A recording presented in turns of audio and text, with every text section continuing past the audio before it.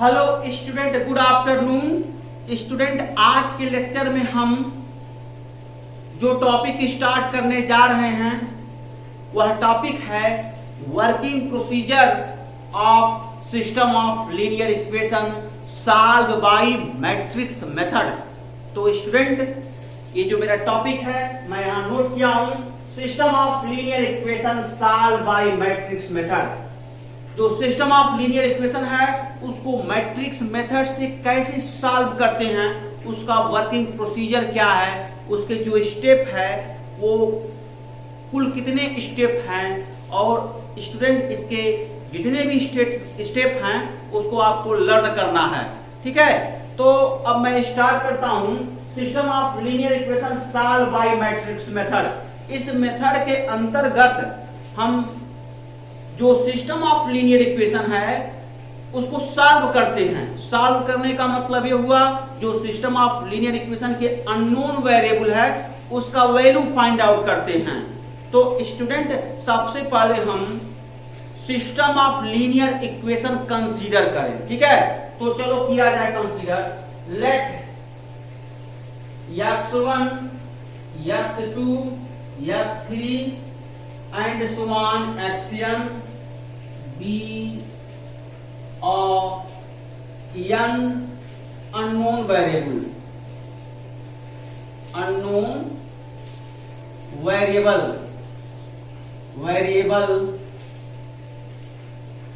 n unknown variable of n system of n unknown variable of n simultaneous linear equation and simultaneous linear equations such that इस प्रकार से जो variable n variable हैं इस प्रकार से है a11 x1 plus a12 x2 plus a13 x3 plus and so on a1n xn is equal to b1 a21 x2 plus a22 sorry student यहाँ x1 होगा x2 plus a23 x3 plus and so on a2n xn is equal to b2 a31 x1 plus a32 x2 plus a33 x3 plus and so on a3n xn is equal to b3। Student देखो, मैं 3 equation right down कर लिया। अब इसके बाद मैं ith equation write down करूंगा। ith equation देखो ai1 x1 plus ai2 x2 plus ai3 x3 plus and so on ain xn is equal to dot यानी bi। ओके स्टूडेंट, अब तक मैं ith इक्वेशन राइट डाउन किया। ये जो पहला सफिक्स है ये फर्स्ट इक्वेशन रिप्रेजेंट करता है। First equation, second equation, third equation, ith equation. Okay student, अब मैं nth इक्वेशन राइट डाउन करता हूं तो इसके बारे में भी समझो। देखो an1 x1 plus an2 x2 plus an3 x3 plus and so on ann xn is equal to bn। ये देखो n इक्वेशन n वेरिएबल है, n equation n unknown variable है। इसी को हम क्या बोलते हैं? n system of linear equation बोलते हैं। और इसको n system of linear equation को आप n साइमल्टेनियस लीनियर इक्वेशन भी आप कह सकते हो। तो अब स्टूडेंट इसी को मुझे सॉल्व करना है। किसका यूज करके? मैट्रिक्स मेथड का यूज करके। नाम ही है मैट्रिक्स मेथड। तो स्टूडेंट हम फर्स्ट स्टेप में मैट्रिक्स इक्वेशन कंस्ट्रक्ट करते हैं। जो फर्स्ट स्टेप है मैट्रिक्स इक्वेशन कंस्ट्रक्ट करते हैं। इस n number of simultaneous linear equation, n number of simultaneous linear equation से हम फर्स्ट स्टेप में मैट्रिक्स इक्वेशन कंस्ट्रक्ट करते हैं। तो स्टूडेंट मैं यहाँ राइट डाउन करता हूँ। अब इसका वर्किंग प्रोसीजर है, कैसे इसको सॉल्व किया जाएगा। तो स्टेप नंबर फर्स्ट में इस इक्वेशन को मैट्रिक्स इक्वेशन में कन्वर्ट करना पड़ेगा। तो यहाँ पर लिखूंगा step number first. Step first क्या है स्टूडेंट? फर्स्ट बी कन्वर्टेड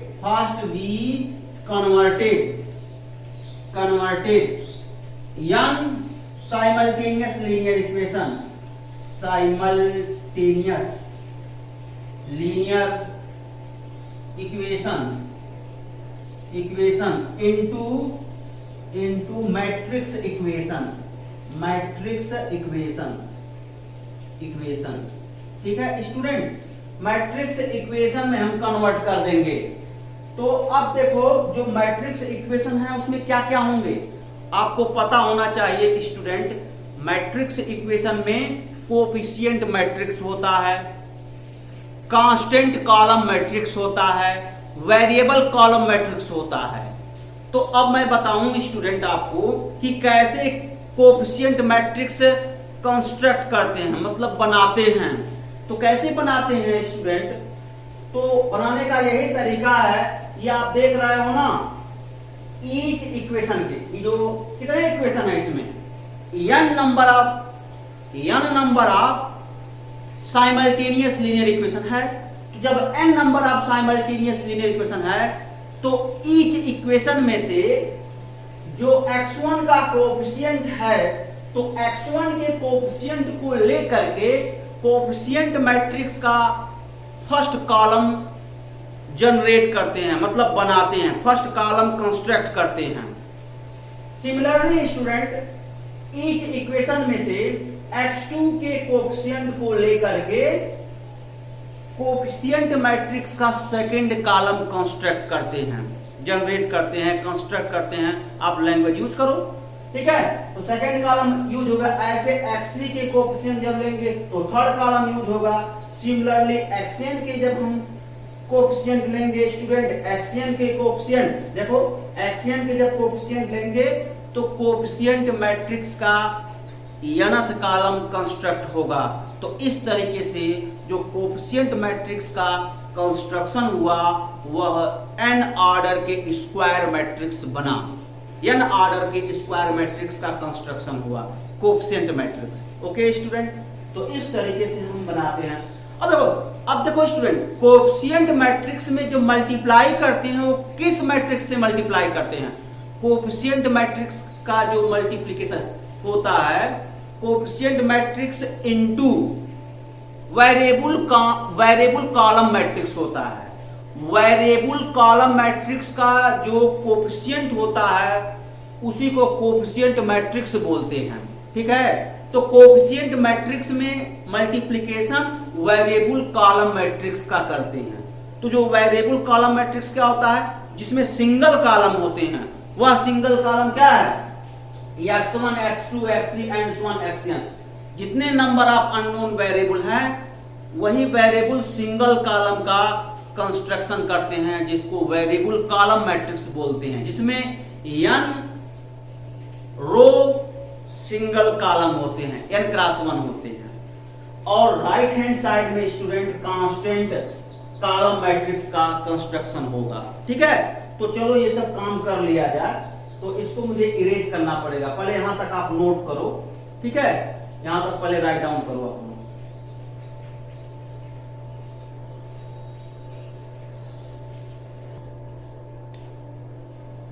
तो स्टूडेंट देखो, फर्स्ट स्टेप में हम मैट्रिक्स इक्वेशन कंसीडर करते हैं। तो मैट्रिक्स इक्वेशन हम कंस्ट्रक्ट करें। देखो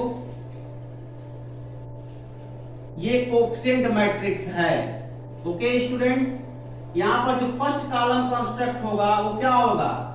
A11 A21 A31 dot dot AI1 dot dot AN1। Okay student,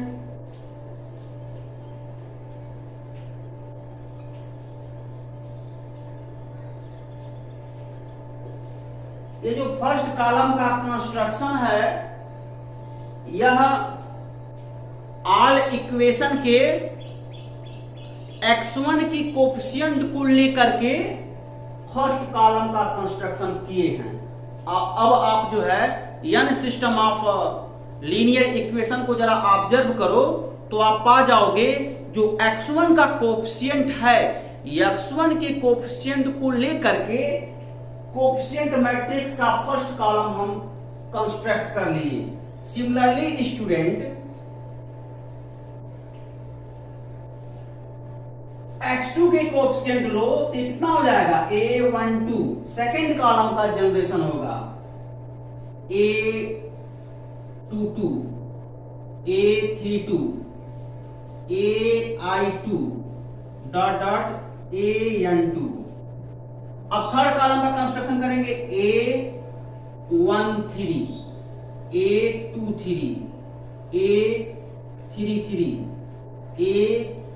अब देखो स्टूडेंट यहां पर डॉटेड लाइन से दिखा दो, क्योंकि इसमें डॉटेड लाइन का मतलब इसमें fourth row, fifth row, sixth row सब आएंगे या ith रो तक पहुंचे हैं, ठीक है। तो यहां से देखो ai3 dot dot an3 dot dot, और स्टूडेंट ये हो गया a1n, a2n, a3n dot dot ain, और लास्ट प्लेस पर ann। देखो ना, n क्रॉस n का स्क्वायर मैट्रिक्स कंस्ट्रक्ट हो गया। इसी को कोफिशिएंट मैट्रिक्स बोलते हैं स्टूडेंट। अब देखो यहां से इस कोफिशिएंट मैट्रिक्स में मल्टीप्लिकेशन करेंगे वेरिएबल कॉलम मैट्रिक्स से।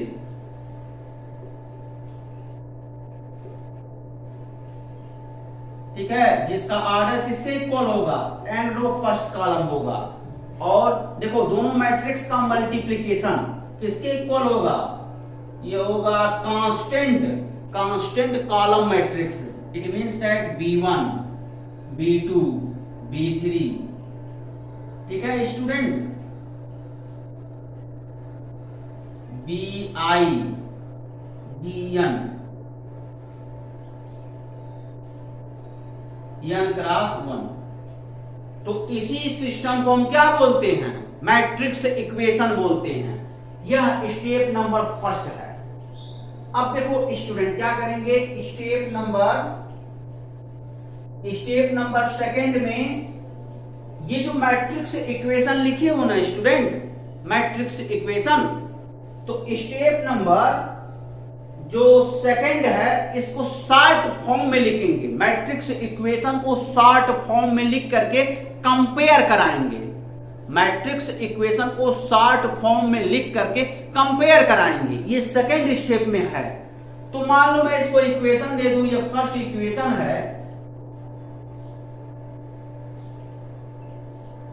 ये फर्स्ट इक्वेशन है, और इसको मैं क्या करूंगा, मैट्रिक्स इक्वेशन का शॉर्ट फॉर्म लिखूंगा।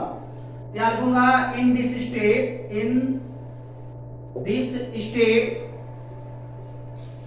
we write matrix equation in the form matrix equation को मैं इस फॉर्म में लिखूंगा। किस फॉर्म में, ax इक्वल टू b के फॉर्म में। और ये इक्वेशन सेकंड हो गया, और इसी सेकंड स्टेप में ही कंपेयर कराएंगे स्टूडेंट। ओके, तो लिखेंगे क्या, कंपेयरिंग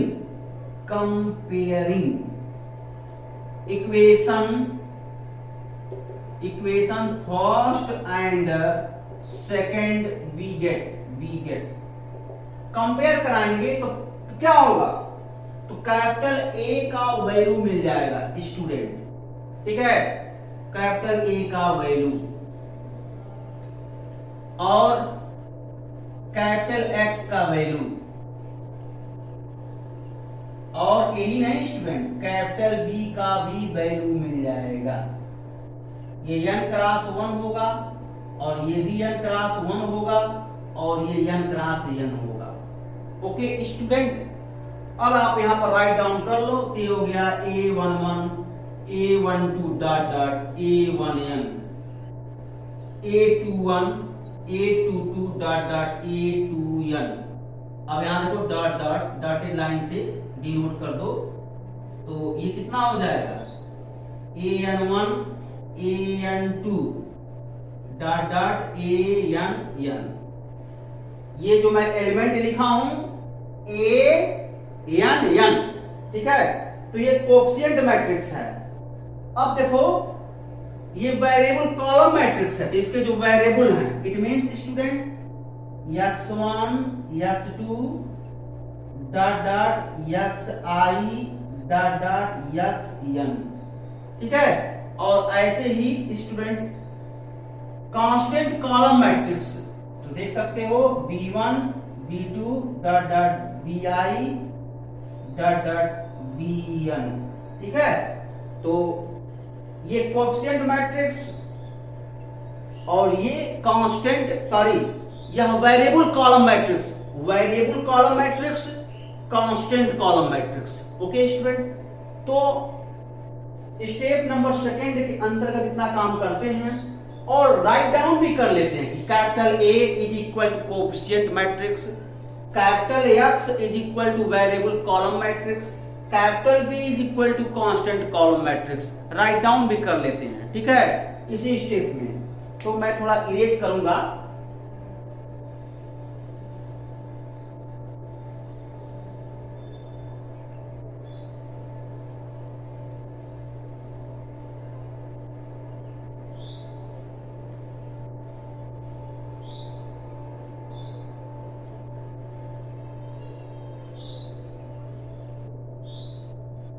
अब देखो स्टूडेंट स्टेप नंबर, अब इस सेकंड के ही अंतर्गत आएगा ये A equal to coefficient matrix. अब इसका ऑर्डर, इस कोएफिशिएंट मैट्रिक्स का ऑर्डर किस पर डिपेंड करेगा? Number of equation, number of unknown variable पर डिपेंड करेगा। जितने नंबर ऑफ अननोन वेरिएबल हो, जितने नंबर ऑफ इक्वेशन हो, वही जो है कोएफिशिएंट मैट्रिक्स का ऑर्डर होगा। समझ में आया स्टूडेंट? तो coefficient matrix x equal to variable column matrix b equal to constant column matrix. Okay student, तो इस तरीके से मैट्रिक्स इक्वेशन को शॉर्ट फॉर्म में राइट डाउन कर सकते हैं ax इक्वल टू b के फॉर्म में। ओके स्टूडेंट, अब देखो स्टेप नंबर थर्ड में, ax इक्वल टू b, इसी में थोड़ा सा ऑब्जर्वेशन करते हैं। स्टेप थर्ड में क्या करते हैं? In this step we calculate inverse of matrix. Step third में इनवर्स ऑफ मैट्रिक्स कैलकुलेट करते हैं। तो स्टूडेंट सबसे पहले क्या करेंगे? प्री मल्टीप्लाई कर लेंगे इस इक्वेशन में, a इनवर्स से प्री मल्टीप्लाई कर लेंगे, मल्टीप्लाई करके सॉल्व करेंगे। चलो सॉल्व किया जाए।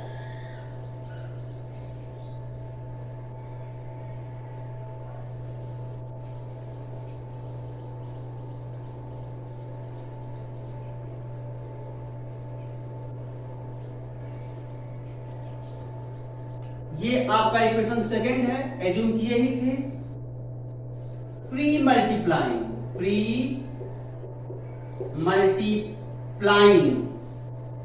Both side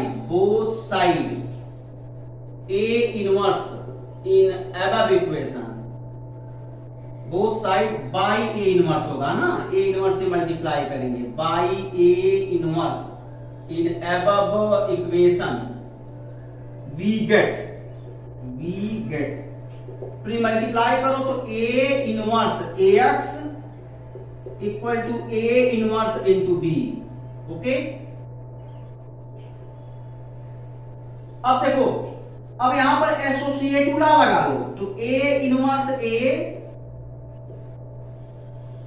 associative law into X equal to A inverse into B. अब यहां पर देखो आई हो जाएगा, ये इनवर्स लॉ हो जाएगा, तो यहां से मैं लिखा क्या स्टूडेंट, ये एसोसिएटिव लॉ, एसोसिएटिव लॉ से अब देखो ये इनवर्स लॉ लगा देंगे, तो I x is equal to A inverse B. अब ये इनवर्स लॉ लगा, इनवर्स लॉ, ठीक है, इनवर्स लॉ।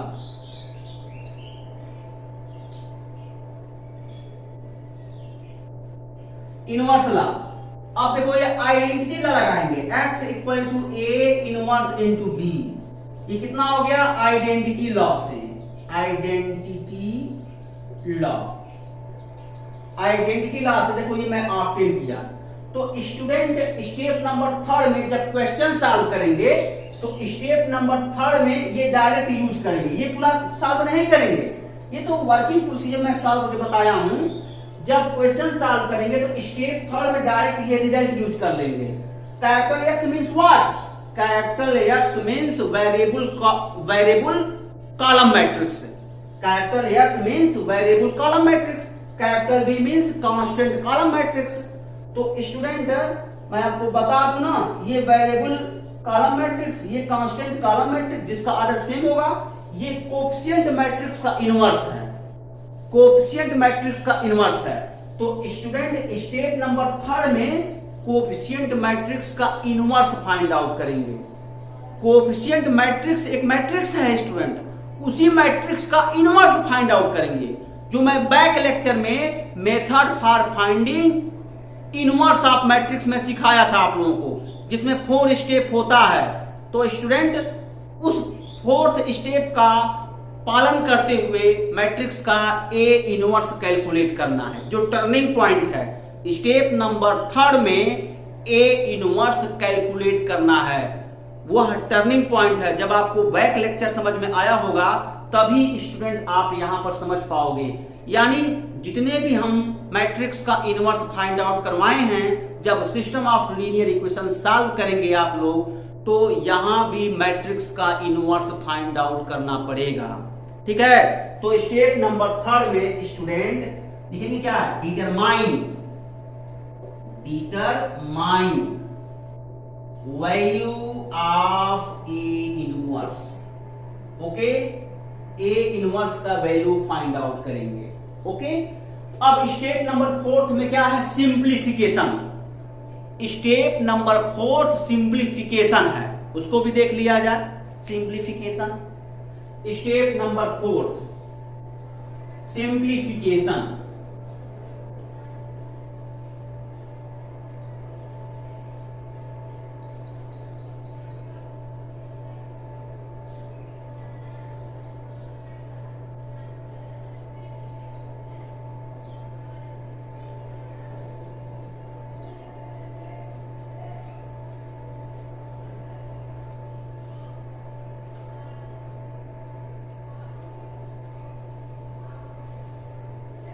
अब देखो स्टूडेंट ये लास्ट स्टेप है, इसको आप फाइनल स्टेप भी कह सकते हो। स्टेप 4th, ये कौन सा स्टेप है,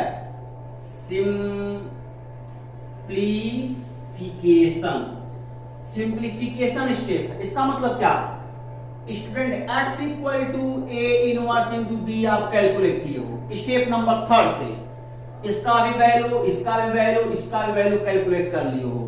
इसके बारे में आप कहते हो वेरिएबल कॉलम मैट्रिक्स, जिसका order n cross 1, it mean single column का मैट्रिक्स है, लेकिन ये वेरिएबल है। और यही b क्या है, यह भी सिंगल कॉलम का मैट्रिक्स है, लेकिन स्टूडेंट ये कांस्टेंट है। इसके एक कांस्टेंट को लेकर के एक सिंगल कॉलम बनाया गया है, जिसको हम सिंगल कॉलम मैट्रिक्स बोले, जिसके एलिमेंट कांस्टेंट है। और ये सिंगल कॉलम मैट्रिक्स जिसके एलिमेंट वेरिएबल है, ठीक है। तो अब आपको मैं ये भी बता दूं, ये सिंगल कॉलम मैट्रिक्स जिसके variable constant, it means constant column matrix, जब मल्टीप्लाई होगा तो ये सिंगल कॉलम मैट्रिक्स ही होगा। समझ लो स्टूडेंट, बी क्या है? सिंगल कॉलम मैट्रिक्स है। और ए इनवर्स क्या है स्टूडेंट? स्क्वायर मैट्रिक्स है n क्रॉस n का, n क्रॉस n का स्क्वायर मैट्रिक्स है और ये सिंगल कॉलम मैट्रिक्स है। जब दोनों मल्टीप्लाई होगा स्टूडेंट, जब दोनों मैट्रिक्स का मल्टीप्लिकेशन होगा तो finally student single column matrix ही बनेगा। ठीक है, क्योंकि यह इन जनरल है तो मैं मानकर चलता हूं इसका जब मल्टीप्लिकेशन होगा वो आएगा क्या?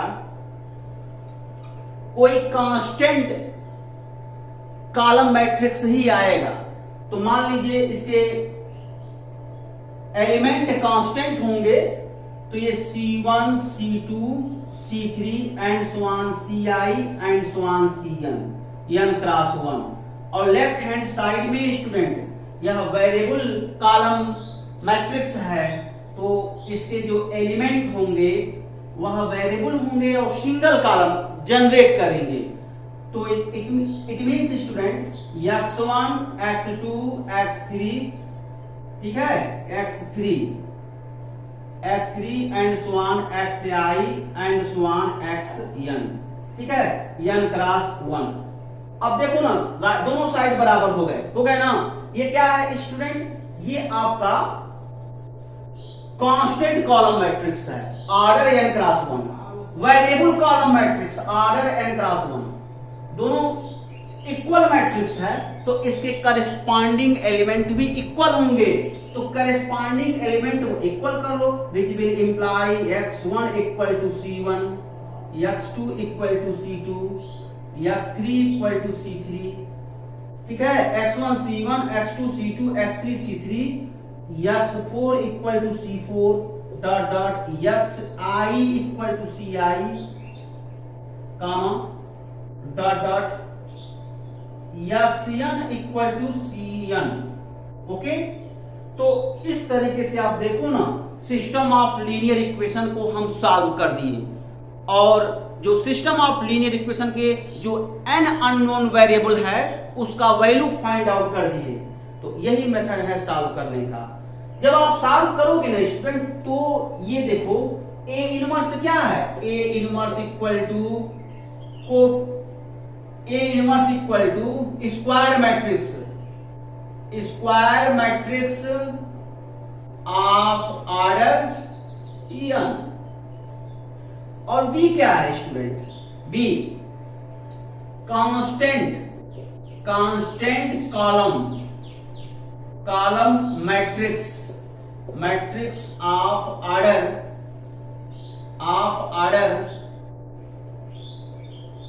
n cross 1। n cross 1 order का कांस्टेंट कॉलम मैट्रिक्स है। जब इन दोनों का मल्टीप्लिकेशन करोगे ना स्टूडेंट, इन दोनों का मल्टीप्लिकेशन करोगे ना तो कांस्टेंट कॉलम मैट्रिक्स ही आएगा ऑर्डर n क्रॉस 1 का। इतना आप लोग थोड़ा लर्न कर लो। इन दोनों मैट्रिक्स का जब मल्टीप्लिकेशन करोगे तो constant column matrix order n cross 1 का होगा। अब चूंकि ये इन जनरल है ना तो इसीलिए मुझे यहां सपोज करना पड़ा इन दोनों का मल्टीप्लिकेशन कांस्टेंट कॉलम मैट्रिक्स है।